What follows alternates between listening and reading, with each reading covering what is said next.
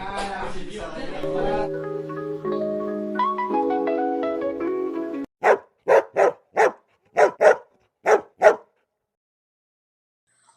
to the Beyond the Leash podcast, the show where we dive into the world of service dog and beyond the leash, unleashing the truth, breaking down barriers, and sharing incredible stories behind the harnesses.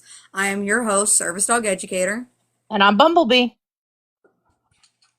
Whether you're a handler or an ally or just curious, you are in the right place. Let's get started, get ready to learn, laugh, and be inspired, because life is better with a working dog by your side. So today's special guest in the house, guys, I'm so excited for this. We have Asher and Marley with 13.3 thousand followers and over 299.3 thousand views on their channel. They are making their way in the service dog community. We're excited to dig into their story, their experience, and everything that's helped them build such a supportive audience. So settle in, hit that like button, and let's jump into this episode. You don't want to miss this on the Beyond the Leash podcast. Let's get started. So our first topic on today, guys, it's rage bait exposed situations with other creators that led you to exposing their rage bait and issues on their topics. So this topic we're going to get into not necessarily drama or tea of stuff that has happened recently between me, Asher, and Bumble. We all kind of had a situation together, and we're not mentioning names or anything else due to the creator not wanting their name out there, which is understandable. But let's dive into, this first topic. So Asher, the first question I want to ask you is, what led you to wanting to make your video about psychiatric service dogs and the being misunderstood, that aspect, kind of what your video was about? Yeah, so the fact of the matter is, saying things like what was put on the screen was, I believe, something along the lines of social anxiety service dogs. You don't need one for social anxiety. That kind of perpetuates this idea that psychiatric disabilities are less valid than, other conditions, which is an issue we've dealt with not only in the service dog community, but, in the disability community in general. And when I made that video, it wasn't to, go at that person in general. I went out of my way to keep it general, I didn't use their name or their face or, any identifying information. Their live stream was just one example of like a much larger issue that shows up across the community. I intentionally decoupled the message from the individual hosting the live. The focus needs to stay on the harm of the statement itself. And it does perpetuate this idea that psychiatric disabilities are less valid. And I've talked about it before, and it's a huge issue.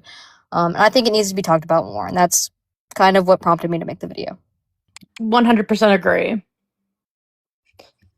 My issue is that when you were letting them know about what your video was meant to come across as, and it wasn't just alienating this individual or just one in particular individual, it was just widening the spectrum around psychiatric service dogs in general being misunderstood. The way that they took it is that because you took the screenshot of the topic that they had, they took it as a personal attack. So my question to you is how do you feel about individuals that was in that live stating that it was a personal attack, and how do you want them to understand that the way that you wanted to make your video about? Like I said, anyone can take anything. Someone can screen record me talking right now and post it. But my topic, once again, was completely decoupled from this individual themselves. The screenshot I put in my video was simply a black screen with white text. No identifying information. I never tagged them, which I generally never do. Never said their name. They came into my comments and started tagging each other and talking to each other through the comments. That's not me. Unfortunately, that's them. And I really can't word it any differently. My video was not an attack on their live. It was simply using their live as an example to discuss a much bigger issue. And I don't think they're going to understand that. I think they're too young to understand that, unfortunately. Yeah, unfortunately, I feel like their hubris is unfortunately ahead of them, and they are not going to understand until it hits them maybe a little bit later on down the road. And unfortunately, with their age being the way that it is, they're not really going to see the impact until much later. Right. I think stepping back and looking at the bigger pattern, it just makes it clear that the conversation was not about them. It was about, the message and the impact it has of thousands of handlers who live with psychiatric disabilities every single day. I think in general, there's 500,000 service dog handlers in the United States, legitimate service dog handlers. A huge portion of those are people with psychiatric disabilities. And once again, acting like psychiatric disabilities are less valid than any other condition is ridiculous and a huge problem in our community. It really is. I hear it all the time that, you've seen our regular everyday episodes where we'll talk to people and they'll be like, oh, well, a psychiatric service dog, isn't that just an emotional support animal? It's a broader spectrum than just, what that one person was saying. This is the whole picture. That is what you were trying to explain. And, unfortunately, again, they took it as a personal attack and, again, we can only hope that later on down the road they'll kind of go, yeah, maybe I was dumb. But again, we I can can only agree. hope. We can only hope that I think eventually their that senses that will come to takes them. time, and that deals with brain developing, being become more mature, understanding that not everything is a personal attack as well. Because me joining into the community about like when I was 20 years old and starting out my channel, I did take to certain people personal attacks on certain things. And it didn't take me but a couple of years to learn like not everything is an attack. Some people are just here to critique things that you do to make your channel better and to make yourself in the community better so that way you're not spreading misinformation like that and keeping your channel a positive platform to have people come in and learn something new at the same time.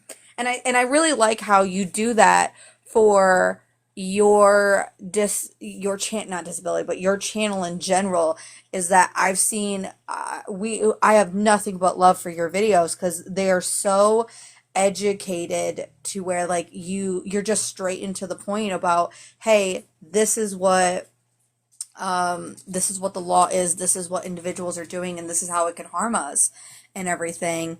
And that's why I was drawn to you in your videos was because you basically do what I do just in video form. And while my lives are educational, your videos are highly educational and can stick around for years. Right. And it honestly, it does suck that I can't sit down and talk to this person and help them understand that it's not an attack on them. And I hate that this person has this idea of me that I dislike them or I think they're a bad handler. I don't know what they think. But, I hate that. I try to be someone in the community that people can look to and is a positive source of information. And I don't like that. But unfortunately, you're right that they're just going to have to grow up and hopefully understand it in the future, that it's just constructive criticism. Yeah, and that's just a part of like the service dog community in general is that you're always going to rub elbows or bump into somebody, the wrong way at some point in your career, especially online. In person it's one thing, but online, I've seen it a lot where, even myself, like I've been told, "Oh, you're so mean, you're very, very harsh." And it's like, trust me, you haven't seen me training yet. If you think I'm harsh and mean now, you're definitely not gonna like it whenever I train with you. Like, and that's just You're how it just a is. bunt per a very like forthtelling I'm a person. very forthcoming and blunt and honest person. Yeah, That's why I yeah. don't make videos like you, Asher, is because unfortunately I say how it is. And a lot of And people don't like it because, especially in my lives, a lot of people take her as, very harsh when that's just who they are. And I love and respect them for who they are. You and me are very much, we're the type of in the community that are like, while we don't take shit but we're willing to understand the other side of it and try to get them to understand where we're at. And To an that's how I extent. kind of see it. I take it to an extent because I take the route of sometimes you can't really sugarcoat things for people because you can only sugarcoat for so long before it becomes just obnoxious. And sometimes you just need to have that dose of reality of like, hey, you may not like it, and the fifis in your tum tum might not like it, but this is the reality. I definitely agree, and I think that's great. I just, in my videos, I try to, articulate myself in a way that's clear and informative. And I feel like if I was to be harsh, people would, double down. I've seen that in a few of my videos where I'm a little more pushy and people get a little bit more upset. So I think, in the way I do it, it kind of hopefully gets to more people. And I think you reach a lot of people in general. Like, you get more views than I have ever gotten on any of my videos, let alone my lives. While I do reach thousands of people, like I would say like I see over like 200 people in a live, so I reach over 1,000 people maybe a week. You reach thousands of people in videos, like either like per day or per week as well, to where you're far more advanced than what I do, and that's the type of thing that I can respect out of you because you make a bomb ass video, like honestly, like no joke, your videos are straight to the point, and your dog is so cute as well. I love your dog. Yeah, I appreciate that. And like in short form content like I do, you really do have to get straight to the point even if you want to, go on a whole rant. You just have to get to the information you want to share. And I think in the way I, word things, hopefully that reaches people in the best way. I I swear, think every it time that I see does. your videos pop up, I immediately grab my like kind of like cup of my proverbial cup of hot cocoa and I sit back and I watch your videos because as soon as I see your dog, I'm like, oh, it's video time. I need to watch this, Well, and I fall in love. speaking of rage bait content, let's move on to our second topic, which this one I'm excited to talk about because this was a recent video of yours. Basically, Benelli versus the AI misinformation machine. When comedy goes completely off the rails. So, if anybody has not seen this video, which basically Benelli's been very well known to. Oh, come on, cat! No, no, no, no, no! Sorry, cat jumped up on me. Benelli's been very well known to create rage bait kind of content, somewhat misinformation to a certain extent.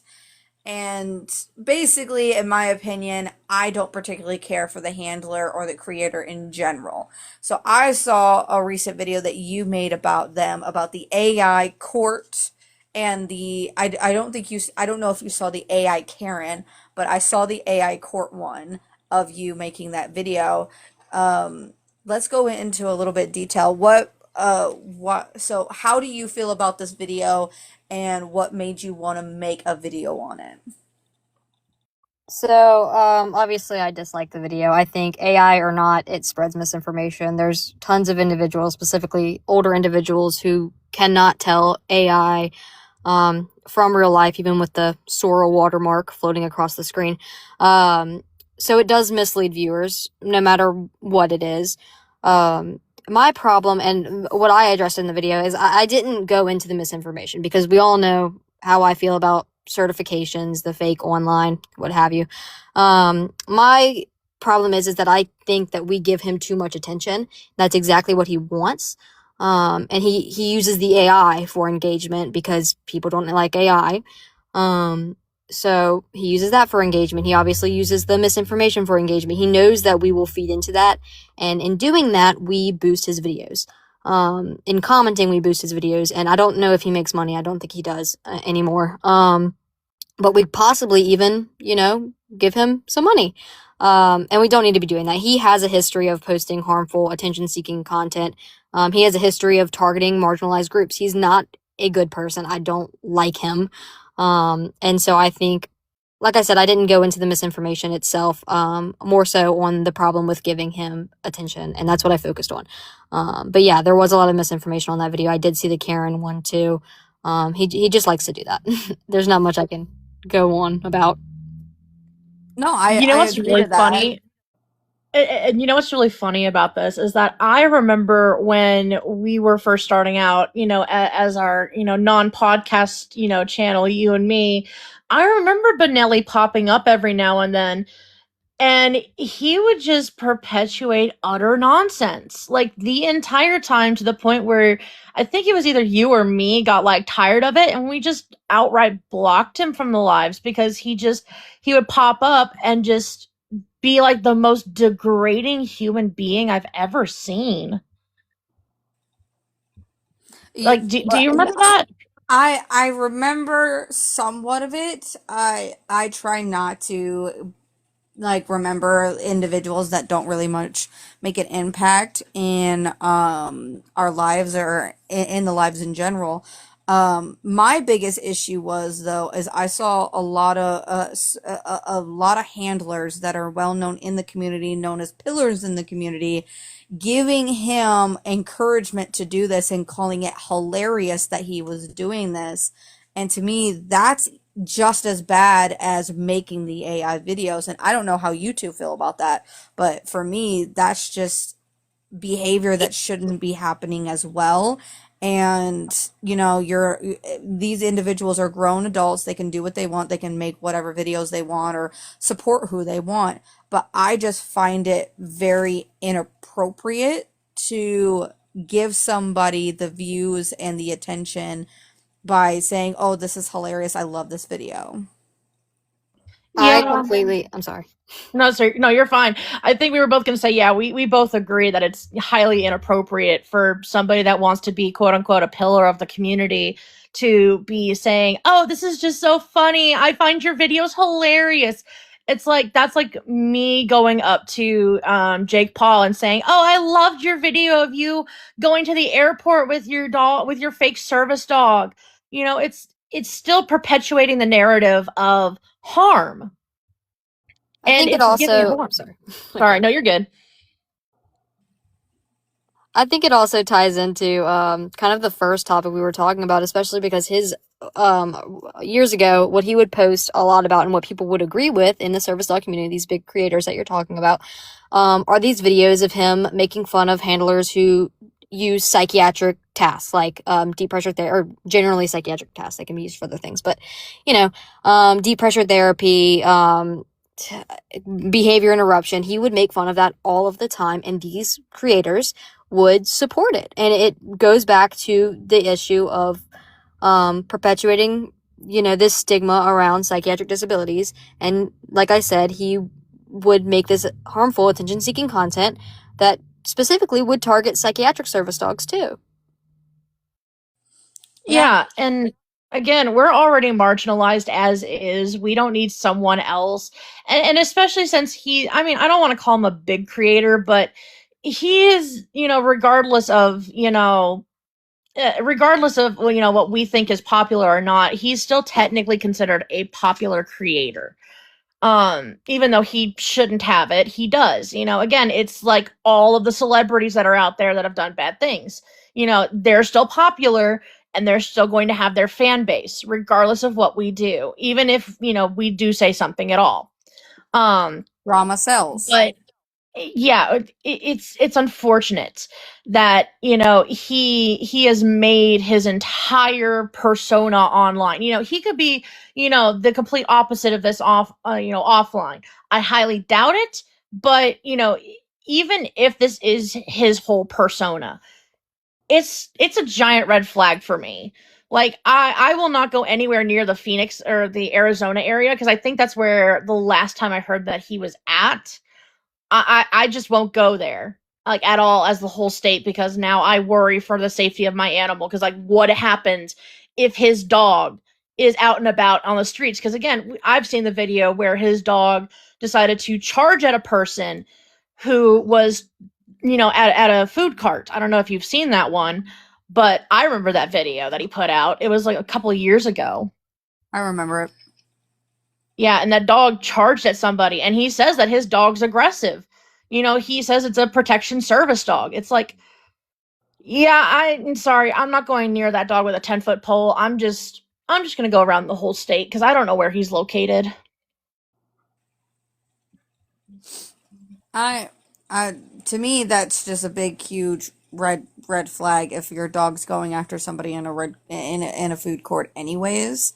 And Cane Corsos, while yes, they can be service dogs, and I'm not going to state that they can't be, but from what I've heard, those breeds are for protection, like were bred for somewhat protection, as far as I'm aware. I could be wrong on that, but they do have like the protection instinct in them, and it's very, very hard to train those dogs to be service dogs and have the worth ethic of a service dog and everything. Not saying that it can't be done, it's just very hard to be done, especially if you're going to be going around spreading misinformation on purpose to get views. That's where I kind of don't particularly care for it. Yeah, I agree. And like I said, all of his content is, I'm sure, I don't remember seeing the video of him going after someone at a food court or food cart, whatever you said. I'm sure I've seen it.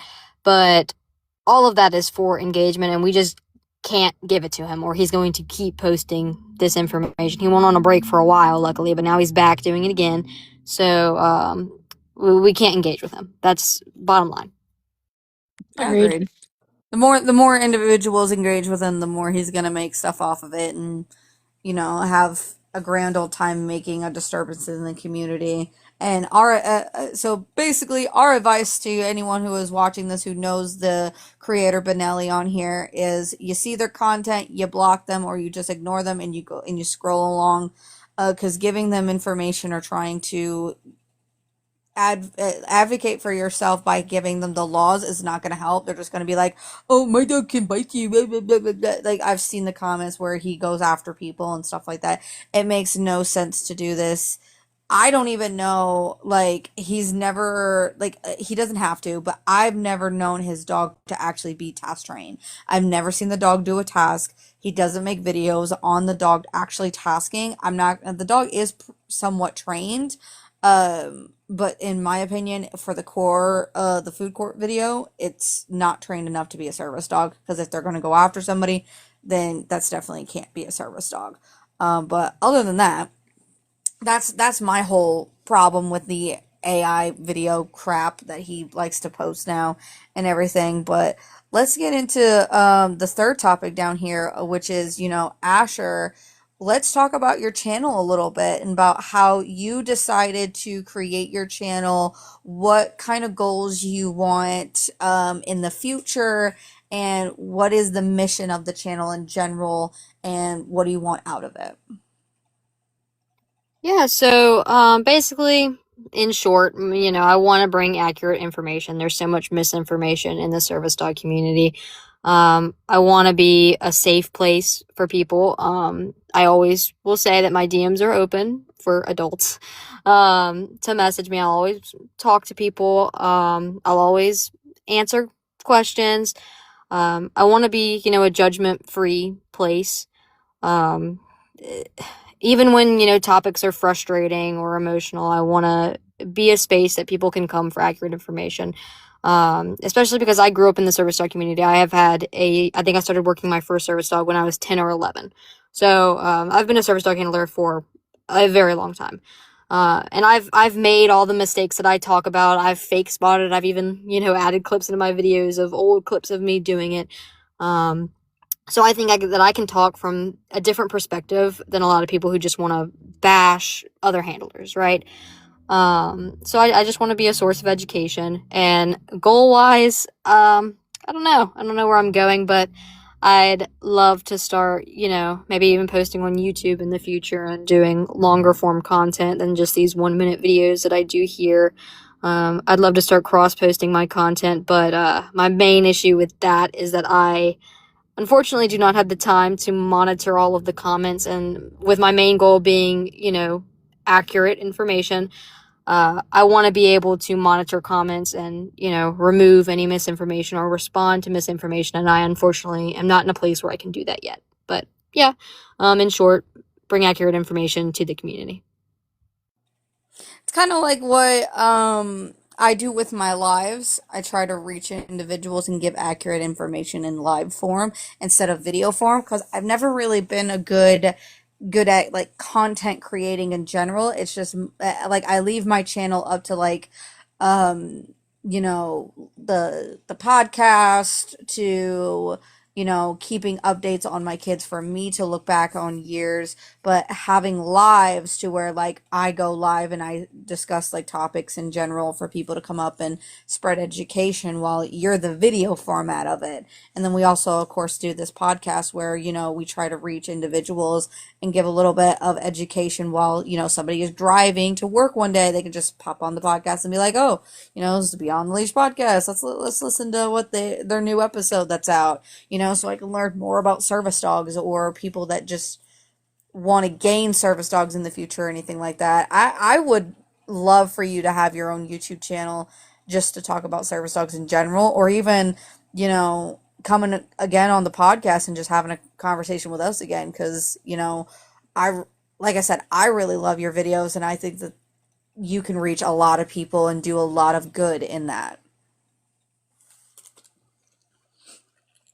Yeah, thank you. I want to do live soon too. I'm just not in a place where I can take time out of my day to do that all of the time yet, but I'd love to be able, because I think y'all spread a lot of good information and I think y'all reach more people. I feel like a lot of my content stays inside of the service dog community unless I do, a bit of a more dramatic video like my, who is it? The big doodle. You know him. I can't think of his name, but Brody. And Ah, if Brody, yeah. a dramatic video about something like that, it'll reach outside of the service dog community. But typically, my videos tend to stay inside of the service dog community. I do, I reach new people, but I think you in this podcast can, and I mean in your lives, can reach a lot of people who don't know anything about service dogs, and I think that's really, really good. We try, we try. At least I try. We certainly do try. I really have been enjoying doing the podcast with Bumble lately. To me, it's given me a new sense of purpose because I used to do lives all the time and then I just got so burnt out by doing lives. But it also was due to the fact of like the toxicity of the community and drama and dealing with drama and all this kind of stuff, why we kind of like separated ourselves and became like a drama free channel to where people can come in, learn, hang out, say their experience, come up, give their side of it, and all that. And that's what I really enjoyed doing this year was taking the toxicity of the community out of my channel and creating an environment where individuals can just come and hang out and feel like they're welcomed while I'm limiting people coming up in boxes that don't disagree. I still want people to be hanging out in the comments and just chilling out when need be, and like having some people that I trust come up in a box and everything. Because, when I used to do it, it was just a whole bunch of drama and people coming up and spreading drama and all this stuff, and I hated it. So I'm glad that I've limited myself now to small individuals. Why did you, out of curiosity, because I don't know if you covered this, but why did you start your channel? Like, what made you think, okay, I wanted to do this. This is where I'm gonna start, and yada yada yada. Where was the start for you? I honestly do not have a good answer for that. I kind of just started one day. Honestly, I used to post um content about being a mom. So, and then I was like, you know what? I'm not enjoying this. What I enjoy is service dogs.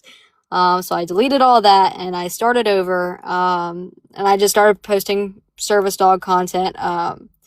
And pretty much first few videos started blowing up. A couple thousand followers, but generally that's what you get in the service dog community. And started getting a lot of followers pretty quickly, and then I just started posting every day and reaching more people, which has really been it's been big for me because I really want to provide positive education and I want to provide accurate information, and I feel like there's not a lot of that. So, sorry, I don't have a great answer for that, but hopefully that's sufficient. I was just curious on like how the channel got started and everything because some individuals are like, "Oh, I didn't see too much of this and blah blah." Because that's how I kind of originally started my lives. Was I didn't see a lot of people giving accurate information and um like a place where it wasn't toxic, and that's why where I shifted everything and stuff. But I think the information that you like the way that you started your channel was really really cool and all.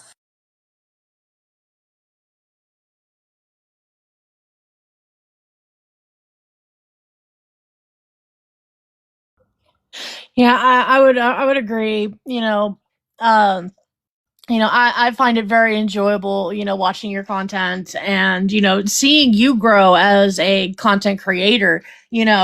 We all start somewhere, it starts off really slow and then it starts getting a little bit more. Because originally my channel was just going to be like a little kind of art passion project type channel. I really didn't join the service dog community until around the same time as Educator did. And, I'll say this, I made mistakes, early on in my career. But again, we grow as creators and we learn from our mistakes. 100%. And the funny thing is I started like COVID time, and I originally started my channel out, it wasn't like a mom channel or anything. It was actually presented towards service dogs because that's when I first started getting my service dog and everything. And I just wanted to record the journey of it. But then seeing how how toxic the community was and being like, I don't know if that's a good decision because anytime you record your dog and you post it and they see something that they don't like, you're automatically a fake handler, and I didn't want to deal with the that rejection or that impact. So I made a complete shift change after getting some uh, followers and viewers to be able to go live on. I was like, you know what? I'm gonna do lives instead of, because I saw like a bunch of like creators doing this where they were going lives talking about topics, and I was like, that's what I want to do. I don't want to show my dog off. I want to educate about my, like, about the service dogs and the laws and all of that kind of stuff, and like have trainers come in and educate on training stuff without giving advice to where it could be legal trouble and all that kind of stuff. So I think, it's really good to have a reason for why you started your channel, and even if it shift changes into something completely else, then sorry, my husband's being weird. Um, then that's okay too, because you can grow as a channel, and you're doing a damn good job of it because you have more followers than I do, and especially more views than I do. So you're doing something right. You're definitely doing better than both of us combined. I will say I did used to post. I'm not completely new to it. I used to post probably in like 2019 on Instagram. I posted service dog content, but you would have to pry that information out of me, the actual videos. It was drama. So I think in a way I kind of just want to, yeah, I don't know, shift completely away from what I used to do in the service dog community, who I used to be, and, be a positive light instead of the drama, the fake spotting, all of what I did in probably like 2019, 2018, 2017, all of that. Get away from that and be someone people can actually get accurate information from, and not a hateful person. I'll Like say I said though, this. drama sells. We can't Drama harp does on the sell. drama because it does sell. You get a lot more views, a lot more videos, a lot more viewers in your lives when you're this, that, and drama, all that. Like, I don't hate on the people that create drama, but it also I say if you want to be a drama channel and you want to talk about the drama or be in the drama, then you got to have a thick skin and not care what other people say, because then you're going to be talked about all the time, and not all Also, of you us have can to have help like an that. energy for that. You also have to have like an energy for that. Like I remember last year, like I started going to therapy because I realized that my toxic behaviors were starting to become a problem, to my physical health and even my mental health. And, I can never, make up for whatever I did, but, it's, I feel like it's a level of growth, that once you realize, oh, this drama stuff is actually taking a toll on my mental health because it is a little bit addicting. Am I wrong? It's a little addicting to get into that. I think It it's is. certainly true that I'm sorry if you hear a train in the background. It I'll mute myself for now. I agree with that, though. It's all good, Asher. It's The all good. train agrees. The train definitely agrees with us tonight. I get trains by my place too all the time. It's so annoying. I just get Um, traffic. yeah, well, you also live in Texas. I Leave don't me think alone. there's not a lot of trains. Well, I'm talking about like cars. I know, but that's what I'm saying though. Is you don't get a lot of train, you get a lot of cars. I just get trains and the occasional noise from the restaurant behind my house. I get a husband creating noise and issues or two dogs wrestling Oh, right and now. then the dog drinking in the background as well. You got Ella licking herself. I don't know if you guys can hear it. No, but I can definitely tell that I know that I'm going to be editing this video later, and I'm definitely going to be hearing Ace drinking as much water as humanly possible. Like, Just where are you ended up putting being a it? camel. You're gonna look over to him and Dude, he's a camel. listen, it is a possibility he might be part camel. I will never know. He's a German Shepherd, Labrador, Greyhound, American Pit Bull Terrier. I don't know. He could be part camel as well. He also might be part boxer. I mean, he sure does like to put them dukes up quite a bit. All right, Oh, now that that's passed, what I was saying is, I agree that there is drama sells, but I think in the service dog community specifically, drama tends to be where you put your dog in danger or when you honestly spread a misinformation, when you attack other handlers, whether that's for their disability, like I was talking about earlier today, the breed they chose, um, something like that. It's never, I feel like it's never drama that you want to be involved in. And honestly, it leads to situations where screenshots come out of you being horrible in group chats and things like that. I think there can be a good way to go about it, but unfortunately, we do not see that very often. I can definitely agree to that because of the incident that happened to me in Bumble where we had a Discord and we told people like no screenshots and all of that kind of stuff. And ended up screenshots getting out of the group chat and everything that we were in, the server that we were in. And I got blamed for everything, even though I was asleep during the incident and it was all Bumble's fault. I'm putting the blame on you, Bumble, because it was definitely your It fault. wasn't. It really wasn't. I was being asked a question. I gave them an answer. They didn't like the answer and then sent it to people. It's like, okay, I mean, But I got sure. dragged into it saying that I was the problem and I created Yeah, everything. It's like you were told that you were like the master manipulator, and it's the like mastermind of everything. And I was like, I the was mastermind. asleep. You What do were you just mean? asleep the whole time, and I was just like, listen, I was just asked a question. All I did was answer it.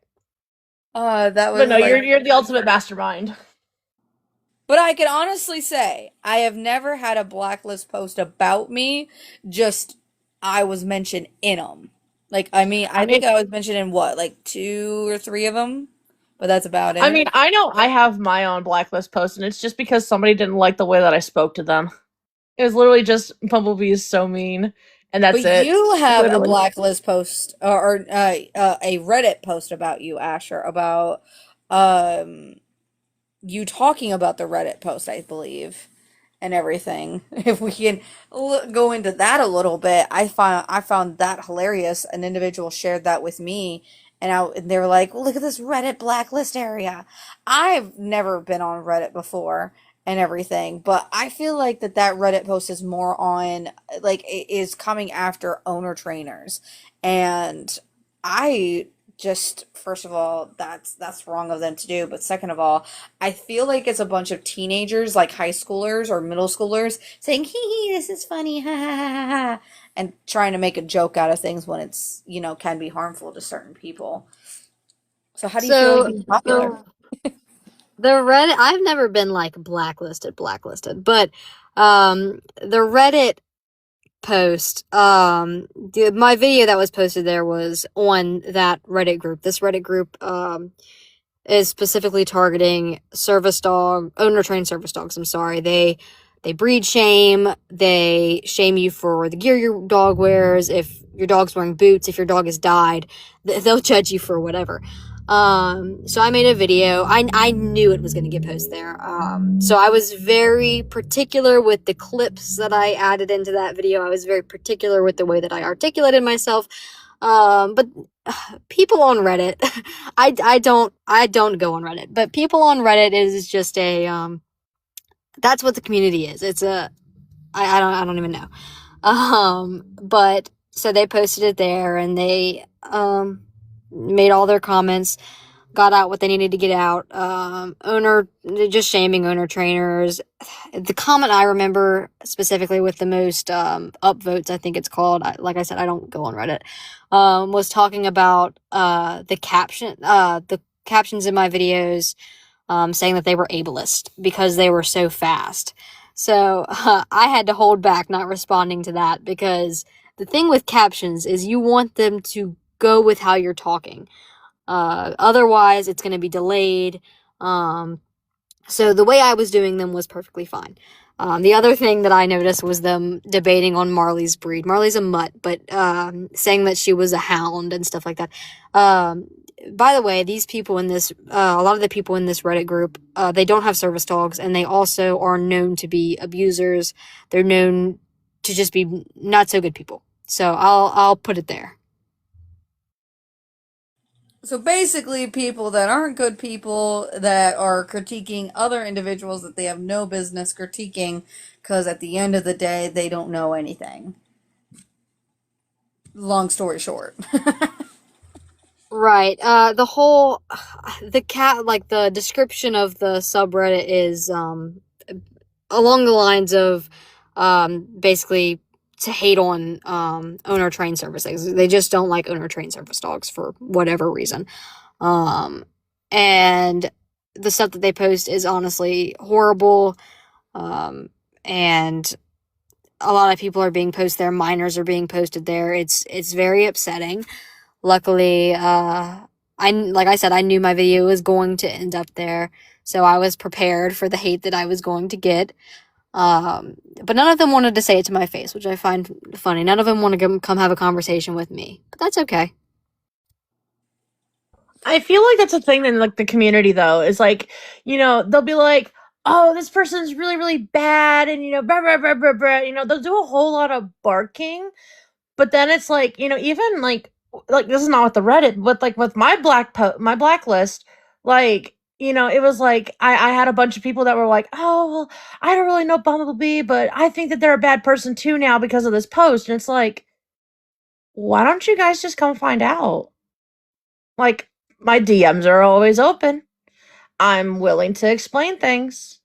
Like, I don't mind being the bad guy in some people's story. I mean, but if you're going to hear a story, you should hear both sides of it and see where I'm coming from and where they're coming from, and make the determination yourself. Like, it's insane to me that that's kind of the way that the service dog community kind of is they're like, we're gonna just hold on to you, and call you a bad person because we don't know who you are, and we don't actually want to figure that out, because what if you aren't actually a bad person and I've said all this bad stuff about you now, and then I have to apologize. And it's like, well, what's wrong with saying, hey, I was wrong? Here's the thing is, people can, dislike you, but the thing is you can know that you're really not doing anything wrong if they're not willing to come and speak with you or say something where you can actually see it, or they'll know. Like, no one comes in my comment sections and says anything. I rarely get hate, which is good. I'm sure people talk behind my back. I'm sure people send my videos to each other, and make fun of me. I'm sure it happens. But I know if they're not willing to come have a conversation with me, they don't have anything to disagree on. They can't say anything. So at the end of the day, I know what I'm doing is right. I know that I'm a positive person, hopefully, to most people. And there's not much people can say about me. I'm not going to lie. I've always Agreed. stated that in order like to put your like friends and family in a category of a tree, you have your roots, you have your branches, and you have your leaves, and keep your like keep people on branches and leaves until they prove to be roots and everything. And then I've also stated a bunch of times as well that not everybody on here is going to be your best friend.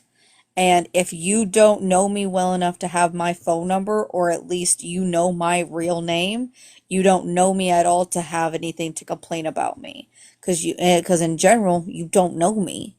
And once you know me, then you can complain to me about what I do.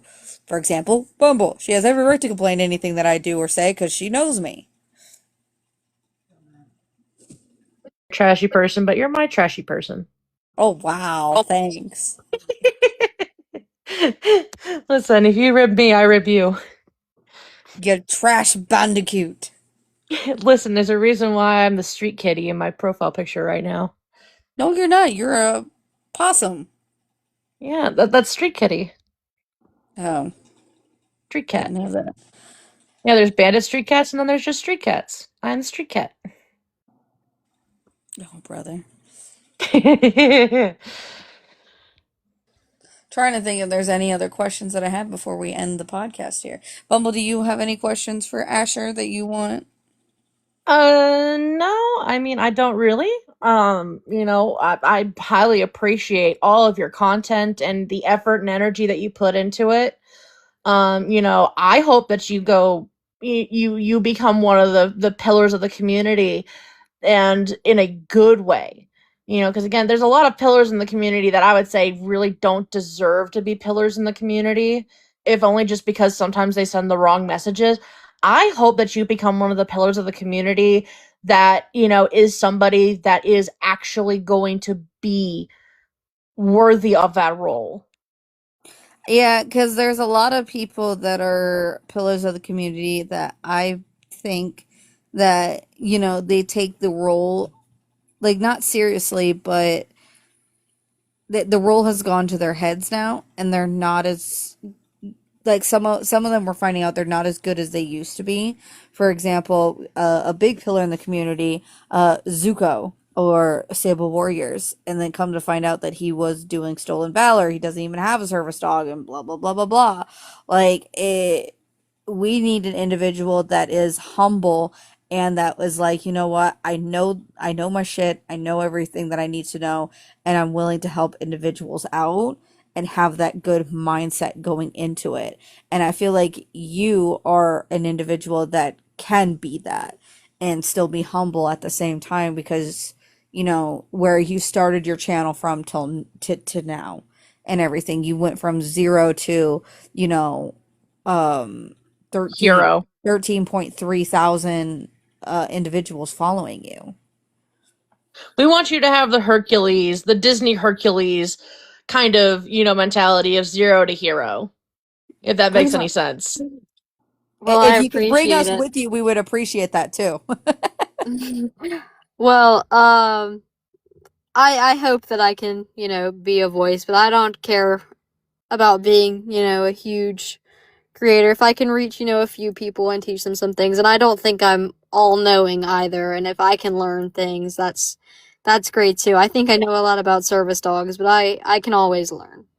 I feel like that's a very good mentality to have is, I have this one saying in my life, and it's that the day that somebody says that they know everything and they openly state that is the day that I stop talking to that person, because that doesn't make you human. We're always learning new things as humans, and it's okay to say, hey, I made a mistake, maybe I could learn something new. I feel like it's Laws a are good also thing of always changing too. Exactly. I feel like it's a good thing as us as a community to get together and be like, yeah, maybe we do need to learn new things. Maybe we do need to change some things. Because again, laws are ever changing. We're ever changing. Our bodies are ever changing. Our dogs are ever changing as well. Like, I feel like, again, it's a learning curve that we all kind of have to go with, is just saying, hey, I don't know everything. And that's okay. Is there anything else that anyone would like to add before we end this episode of the podcast? Asher or Bumble, is there anything else you guys want to add into anything, or say anything else? Not that I can think of, no. I don't got anything. All right. Well, that is it for this episode of the Pod Beyond the Leash podcast. Thanks for hanging out with us today, and thank you, Asher and Marley, for joining us on this very special podcast. Make sure that you guys, if you haven't already, follow Asher and Marley on their channel. And Asher, if you have any other social medias that you would like them to follow, you can say them right now. Pretty much the same username on everything if y'all want to go. Check it out. I'm simply just 1-800-GOT-WASPs. All right, so make sure you guys go and follow them on all their social media platforms. If you enjoyed this show, make sure you guys follow, share, leave a quick comment. It really helps us reach more dog lovers like you. And until next time, stay positive, keep those tails wagging, and give your pup an extra treat from us. Thank you guys so much for joining. Make sure you guys follow the podcast on YouTube and Spotify so that you guys get notified when we do upload a new episode.